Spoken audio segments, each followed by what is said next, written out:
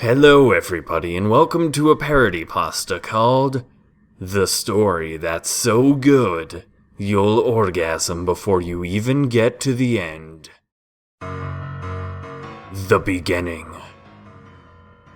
It was a cold, wintry, summer day. I was walking to my job as an entrepreneur, not a successful one at that, when I came across a trail of gears. I thought to myself, what is this? A trail of gears? What sick bastard could ever do such a thing? There were broken pieces everywhere. I found myself unable to look them in the reflectors. Using my detective magic, I followed the parts to an unknown domain known as the dungeon. Inside, I saw my worst nightmare. Or maybe it was just my face in the mini bike mirrors. I'll never know for sure. But what I saw attached to the mini bike mirrors was times tables worse. Bikes. Rows and rows of bikes. All chained up like animals. Slave animals. I thought to myself, you sick bastard, you. Slavery is over. And what is this I see? Rust? By God, he's been torturing them too. This poor bike's tires been deflated for months.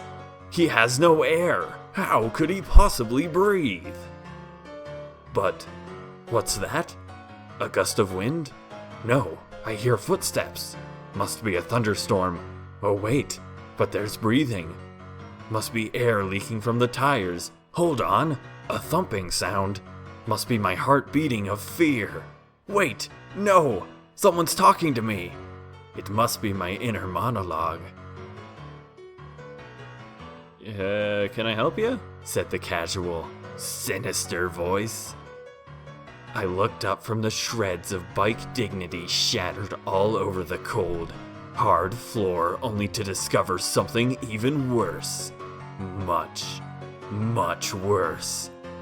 A man. A human.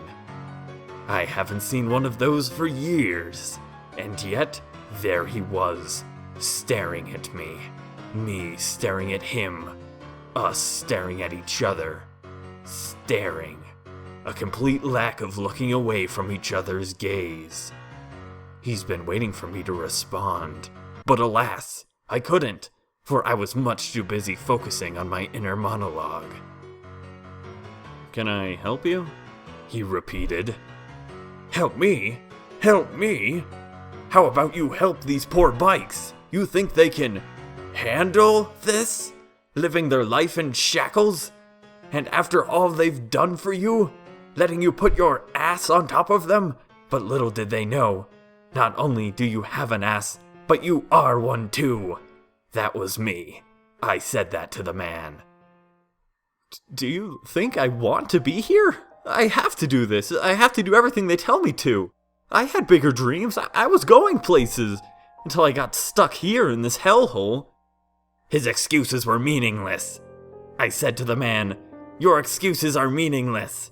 The indecency you've shown towards these bikes is completely indecent. These bikes? These bikes are the reason I'm not a famous screenwriter right now. I've been stuck working here, wasting hours of my life away, leaving me no time to polish my beautiful scripts.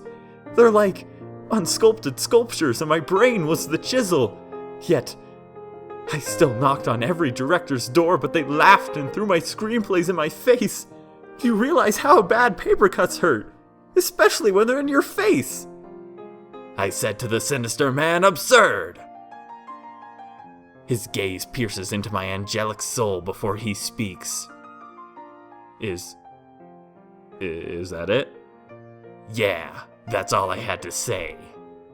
As his confusion started to build, I gestured to the outside world and shouted, quick, look! A blank canvas awaiting your pensmanship! As the sick bastard turned away, I took the opportunity to unchain the innocent, two-wheeled beauties. Go on, you're free now. It's okay, he can't hurt you anymore. Why aren't you leaving? I turned to the man in shock. Look what you've done! You've tortured them and took away their self-worth! What did you do? Make them feel Stockholm Syndrome or something? But then, the evil bastard said something that even his mother wouldn't forgive him for.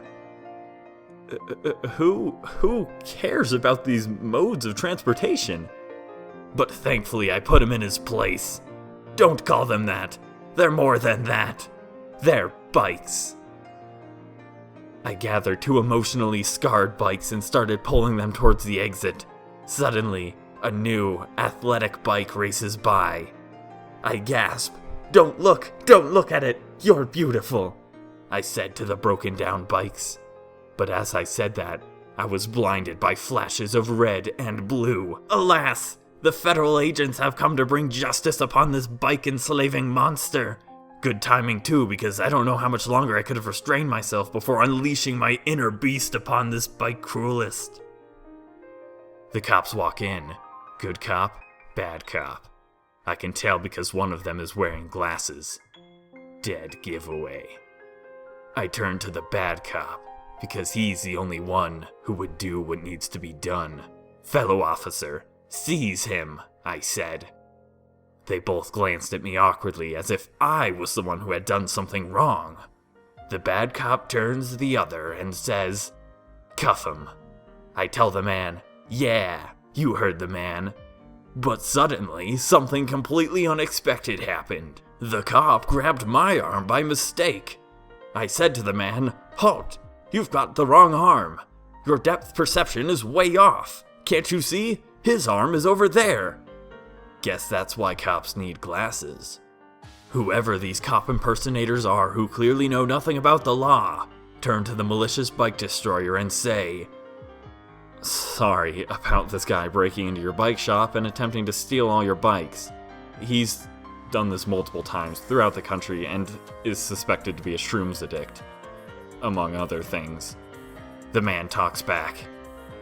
No problem, officers. This gave me a great idea for my next screenplay. Well, I guess there are happy endings for some of us. Evil bastard!